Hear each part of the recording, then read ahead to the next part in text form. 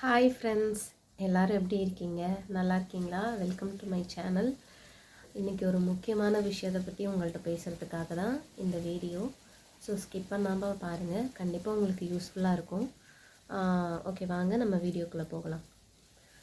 இப்போ என்ன விஷயம்னு பார்த்தீங்கன்னா, நம்ம எல்லாருக்குமே தெரியும், சோஷியல் மீடியாவில் நம்ம இன்ஸ்டாகிராமோ ஃபேஸ்புக்கோ யூடியூபோ எதை ஓப்பன் பண்ணாலும் ஒரு நியூஸ், ரொம்ப பிரேக்கிங் நியூஸாக போயிட்டுருக்கு. என்னன்னு கேட்டால் எப்ஸ்டீன் ஃபைல்.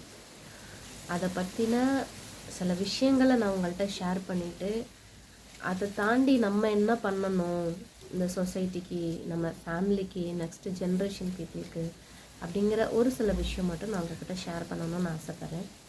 என்ன அப்படின்னு கேட்டிங்கன்னா, ஃபஸ்ட்டு எப்ஸ்டீன் ஃபைல்னால் என்ன அப்படிங்கிறத பற்றி நான் உங்களுக்கு சொல்லி தெரிய தேவையில்லை. ஏன்னா நம்ம இப்போ எல்லாருமே ரொம்ப ஆக்டிவாக இருக்கோம். Maximum Instagram and Facebook and YouTube எல்லாத்துலேயுமே. ஸோ ஓவரால் உங்களுக்கு எப்ஸ்டீன் ஃபைல்னால் என்ன, அதில் என்ன நடந்திருக்கு, யார் யார் இன்வால்வ் ஆகிருக்கா அப்படிங்கிற எல்லா நியூஸும் ஓரளவுக்கு உங்களுக்கு ஒரு நாலேஜ் இருக்கும்னு நான் நம்புகிறேன். நான் என்ன விஷயம் ஷேர் பண்ணணும்னு விரும்புகிறேன்னா, அதில் நம்மளால் ஏற்றுக்க முடியாத சில விஷயங்கள். இப்போயும் அந்த வீடியோஸ் பிக்சர்ஸ்லாம் பார்த்தா பெரியவங்களான நமக்கே பயமாக இருக்குது. அதை எப்படி நம்ம தாண்டி வரப்போகிறோம், இன்னும் இது எவ்வளோ நாள் ஓட போகுது, இத்தனைக்கும் இப்போ தான் 1 by 1 ரிலீஸ் பண்ணிக்கிட்டு இருக்காங்கன்னு வேறு நியூஸ்லாம் வருது. மேபி இன்னும் இது ரிலேட்டடான டாக்குமெண்ட்ஸ் வீடியோஸ் வருமா, இல்லை இது எப்படி சொல்யூஷன் முடியும், சுத்தமாக ஜனங்களுக்கோ யாருக்கோ நமக்கோ ஐடியாவே கிடையாது. நான் அதில் ரொம்ப ஒரு மாதிரி, நம்ம இந்த சொசைட்டியில் மனுஷங்க வாழ்கிற ஒரு உலகத்தில் தான் வாழ்கிறோமாங்கிற அளவுக்கு என்னை யோசிக்க வச்ச 2 விஷயம் என்னன்னு கேட்டிங்கன்னா, மனுஷங்களே சாப்பிட்றது. அதுவும் குழந்தைங்க, சின்ன பிள்ளைங்க, பொண்ணுங்க, பசங்க, அவங்களாம் அண்டர் ரேட்டட் பீப்புள் சொல்கிறோம். ஆனால் அண்டர் ரேட்டட்னால் அவங்களாம் பார்க்க 11-12 இயர்ஸ் குழந்தைங்க மாதிரி இருக்காங்க.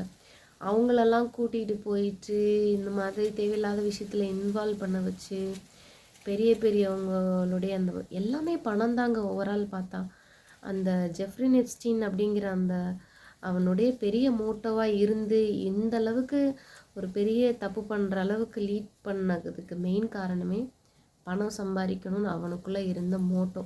அதை தாண்டி அதை தப்பான வழியில் யூஸ் பண்ணதுனால தான் இவ்வளோ பெரிய இம்பேக்ட் ஆகிருக்கு சோஷியல் மீடியாவில். வேர்ல்டு வைடு நடந்துட்டுருக்கு.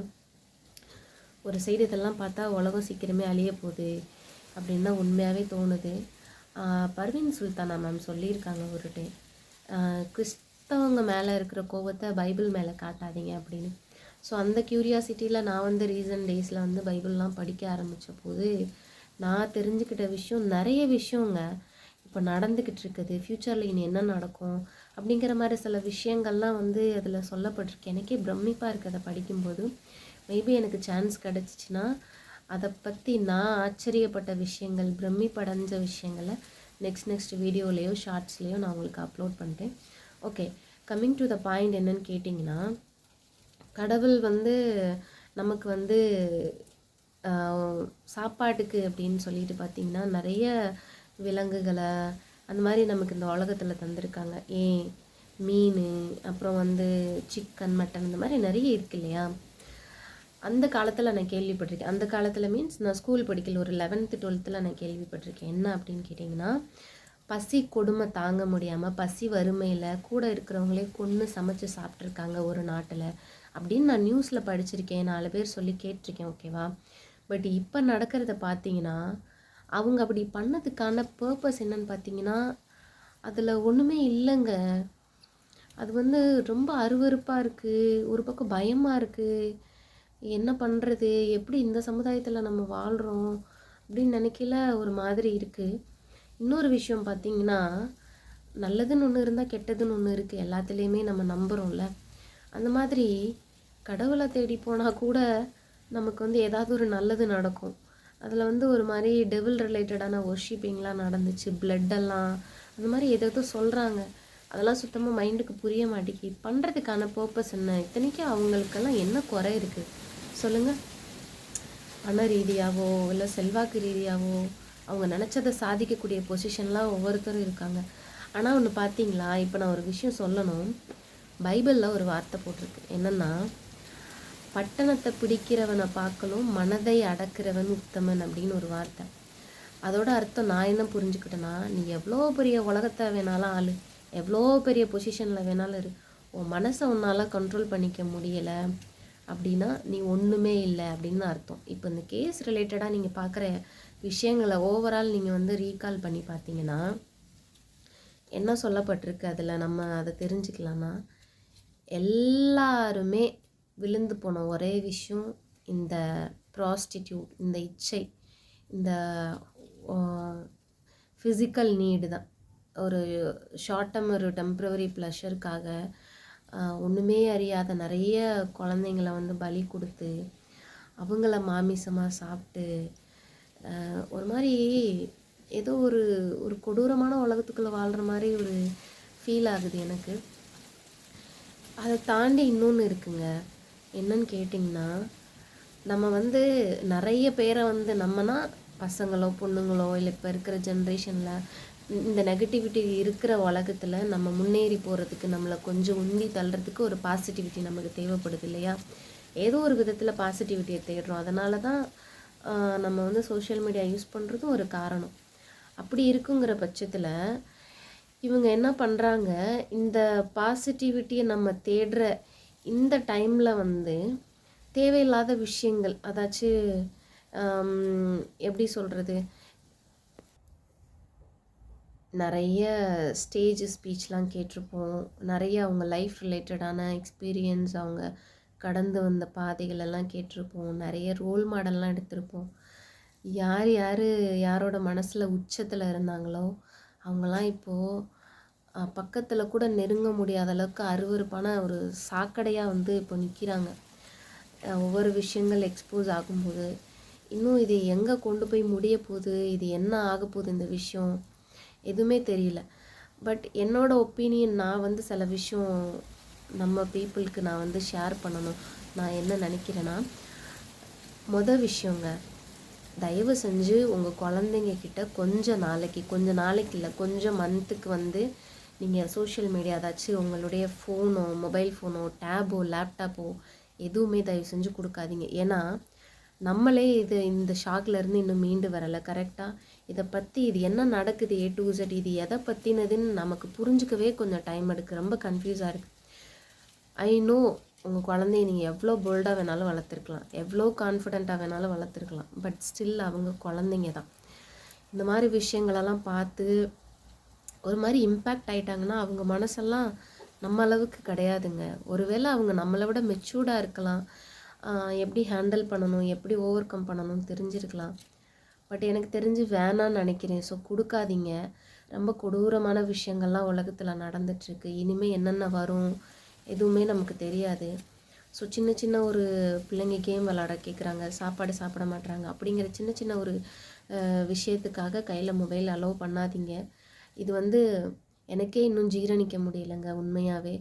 ஸோ அதனால் என்னோட ஒரு சின்ன ரிக்வெஸ்ட் மாதிரி தான், யாராவது பேரண்ட்ஸ் யாராவது இதை பார்த்துட்டு இருந்தீங்கன்னா தயவு செஞ்சு உங்கள் குழந்தைங்களுக்கு கொடுக்காதீங்க. அவங்க என்ன ஏஜில் உள்ளவங்களாக இருந்தாலும் சரி, அவங்க உங்களோட குழந்தைங்க, அவ்வளோதான். ஏன் நான் சொல்கிறேன்னா இதை ரொம்ப ஸ்ட்ராங்காக, நெக்ஸ்ட் ஜென்ரேஷனை ஒரு நல்ல பாதைக்கு எடுத்துகிட்டு போகக்கூடிய ஒரு பொறுப்பும் ஒரு ஒரு குடிமகளாக ஒரு குடிமகனாக அந்த சமூக கடமையும் நமக்கு கண்டிப்பாக இருக்குது. ஓகேவா? 90s கிட்ஸோ 80s கிட்ஸோ இல்லை 2K கிட்ஸோ நம்ம வளர்ந்த விதங்கள் வேறையாக இருக்கலாம். ஆனால் எல்லாருக்குள்ளேயும் மனிதாபிமானம்னு ஒன்று இருக்குது, மனித நேயம்னு ஒன்று ஒளிஞ்சிட்ருக்கு. அதை நான் ஸ்ட்ராங்காக பிலீவ் பண்ணுறேன். ஸோ தப்பான பாதைக்கு குழந்தைங்க வந்து போயிடக்கூடாது, அதுக்கு நம்ம ஒரு பாதையாக இருந்துடக்கூடாது. ஸோ பிள்ளைங்களுக்கு ஒரு நல்ல வழிகாட்டியாக தான் நம்ம இருக்கணும். அது பெற்றவங்களுக்கு அவங்க குழந்தைங்க மேலே மட்டும் இருக்கக்கூடாது, நம்ம மற்ற குழந்தைங்களையும் அந்த மாதிரி தான் நம்ம ட்ரீட் பண்ணணும். ஸோ அதனால தான் சொல்கிறேன். ரெண்டாவது விஷயம் என்னன்னு கேட்டிங்கன்னா, பிள்ளைங்களுக்கு ஜங்க் ஃபுட் எதுவுமே வாங்கி கொடுக்காதீங்க. எக்ஸாம்பிள் பீஸா, பர்கர். இது முன்னெல்லாம் ஹெல்த்து ப்ராப்ளம் ஆகும், சைடு எஃபெக்ட் ஆகுங்கிறதுக்காக சொல்லப்பட்ட விஷயங்களாக இருந்தது. பட் இப்போ நடக்கிறத வச்சு பார்க்கையில் குழந்தைங்க பாடியிலேருந்து எடுக்கிற ஏதோ ஒரு விஷயத்தை வச்சுலாம் அதெல்லாம் க்ரியேட் பண்ணுறாங்க அப்படின்லாம் இப்போ நியூஸ் வந்துட்டுருக்கு. இந்த இஷ்யூ வெளியில் வந்ததுலேருந்து நமக்கு தெரியாத அதுக்கு பின்னாடி அவங்க எதை போட்டு எதை மிக்ஸ் பண்ணி சமைக்கிறாங்க. நமக்கு ஸ்மெல்லு நல்லா இருந்துச்சுன்னா அது வந்து நல்லா இருக்கும், அது வந்து ரொம்ப ஆர்கானிக்கானது, ஹெல்த்தியானதுன்னு நம்ம சாப்பிட்றோம். அந்த மாதிரி பழக்கப்படுத்தாதீங்க. ஏன்னா அந்த காலத்துலலாம் ஒரு நாட்டு மேலே ஒரு நாட்டை வந்து அழிக்கிறதுக்கு வந்து குண்டு போட்டு அந்த மாதிரி வந்து பண்ணிக்கிட்டு இருந்தாங்க. இப்போல்லாம் ஓவரால் வேர்ல்டுலேயே எப்படி நடக்குதுன்னா, ஹெல்த் அஃபெக்ட் பண்ணி ஃபுட் ரிலேட்டடாக, அந்த மாதிரி பியூட்டி டிப்ஸ் ரிலேட்டடாக, ஸ்கின் ரிலேட்டடாக அந்த மாதிரி ப்ராடக்ட்டு நம்ம இன்டேக் எடுத்துக்கிறது, அவுட்டேக்கு, க்ரீமு, மாஸ்க்கு இந்த மாதிரி விஷயங்களெல்லாம் யூஸ் பண்ணி தான் நம்ம ஹெல்த்தை நம்மளே ஸ்பாயில் பண்ணிக்கிறோம். அப்படி தான் மனித இனம் அழிஞ்சிக்கிட்டு வருது நம்ம யோசித்து பார்த்தோன்னா. ஸோ தேர்ட் ஒன்று என்னென்னு பார்த்தீங்கன்னா, உங்களை நீங்கள் லவ் பண்ணுங்கள். தயவு செஞ்சு யாரையுமே ரோல் மாடலாக எடுத்துக்காதீங்க. ஏன்னா அப்படி எடுத்துக்கிட்ட எல்லோரும் இப்போ எந்த நிலையில் இருக்காங்க, இனி யார் யார் அதில் வரப்போகிறாங்க நமக்கு தெரியாது. மெயினாக சொல்லணுன்னா, நம்ம அம்மா அப்பா ஆல்வேஸ் நம்ம எல்லாருடைய ரோல் மாடல், ஓகேங்களா? அதில் எந்த சந்தேகமும் இல்லை. அதை தாண்டி அவுட் சைடில் யாரையும் வச்சுக்காதீங்க. இப்படிலாம் ஏதாவது ஒன்று தெரிய வரும்போது அது ரொம்ப ஹர்ட் ஆகும். ஒரு மாதிரி லைஃப்பை நம்மளே தப்பாக கொண்டு போயிட்டோமோன்னு ஒரு மாதிரி கில்ட் ஆகிடும், ஃபீல் ஆகிடும். ஏன் சொல்கிறேன்னா, உங்களை பற்றி உங்களுக்கு தெரியும், உங்களை படைத்த தெய்வத்துக்கு தெரியும். அதனால் உங்கள்கிட்ட உள்ள மைனஸ் எல்லாம் காலங்கள் மாற மாற அதை சரி பண்ணிக்கிட்டு, உங்கள்கிட்ட உள்ள ப்ளஸ்ஸை நீங்கள் ரொம்ப ப்ரௌடாக எடுத்துக்கிட்டு, ப்ரௌடாக மீன்ஸ் நீங்களே உங்களை பூஸ்ட் பண்ணிக்கிட்டு, உங்களை லவ் பண்ணிக்கிட்டு அப்படி நீங்கள் மூவ் பண்ணுங்கள். அதுதான் வந்து கரெக்டும் கூட. அப்போ தான் நம்ம சர்வே பண்ண முடியும். எல்லாத்துக்கும் மேலே என்னோட ஒரு லாஸ்ட் ஒப்பீனியன், ரிக்வெஸ்ட் இல்லை, என்னோட ஒப்பீனியன் என்னென்னா, இந்த காலகட்டத்தில் ஒரு ஒரு மனிதனாக நம்மளால் சர்டன் லிமிட் வரைக்கும் தான் எல்லாத்தையுமே கடந்து வரவோ ஓவர் கம் பண்ணவோ முடியும். எல்லாத்தையும் தாண்டி நம்ம கண்மூடித்தனமாக நம்புறது வந்து தெய்வத்தை. ஸோ ஒரு கடவுள் பக்தன் அப்படிங்கிற ரிலேஷன்ஷிப் வந்து வச்சுக்காதீங்க. நீங்கள் மனதளவில் நேசிக்கிறவங்க தெய்வத்துக்கிட்ட ஒரு ஒரு ஒரு அப்பா பொண்ணு, ஒரு அப்பா பையன் அந்த மாதிரி ரிலேஷன்ஷிப் வச்சுக்கோங்க. தேவைக்காக தெய்வத்தை தேடாதீங்க. இந்த மாதிரி சுச்சுவேஷன்லலாம் மன நிம்மதி ரொம்ப முக்கியங்க. என்ன பண்ணுறதுக்குன்னே ஒன்றுமே தெரியாமல் ஸ்டக் ஆகிடுவோம். அதனால தான் பெரியவங்களாம் ரொம்ப மன அழுத்தம் ஆகையில் தனிமையாக இருக்கும்போதெல்லாம் ஈவினிங் டைம் ஆனால் கோயிலில் போய் டைம் அதிகமாக ஸ்பெண்ட் பண்ணுவாங்க. ஸோ கடவுள் கூட இருக்கிறவங்க உறவை ரொம்ப நெருக்கமாக்கிக்கங்க. இந்த காலகட்டத்தில் அது ரொம்ப ரொம்ப முக்கியம். ஸோ இதெல்லாம் வந்து நம்ம பண்ணணும். நான் சொன்ன விஷயங்கள் ஏதாவது வந்து உங்களுக்கு வந்து ஒத்து போகலை, இல்லை இதை இப்படி சொல்லியிருக்கலாம், இல்லை இது வந்து தப்பு அப்படி ஏதாவது இருந்துச்சுன்னா எனக்கு கமெண்ட் பண்ணுங்கள். கண்டிப்பாக நான் அதை பற்றி நெக்ஸ்ட்டு வீடியோவோ இல்லை ஷார்ட்ஸோ போடுறேன். ஏதாவது மிஸ்டேக்ஸ் இருந்தால் அதை வந்து நான் கரெக்ட் பண்ணிக்கிறேன். உங்களுக்கு இந்த வீடியோ யூஸ்ஃபுல்லாக இருக்கும்னு நம்புகிறேன். பிடிச்சிருந்துச்சு அப்படின்னா லைக் பண்ணுங்கள். கண்டினியூஸாக என்னோடய வீடியோஸ் பற்றி தெரிஞ்சுக்கணும் அப்படின்னா சப்ஸ்கிரைப் பண்ணுங்கள். Anyway thanks for வாட்சிங்க. Thank you so much. Next வீடியோவில் பார்ப்போம். அன்டில் தென் பாய்.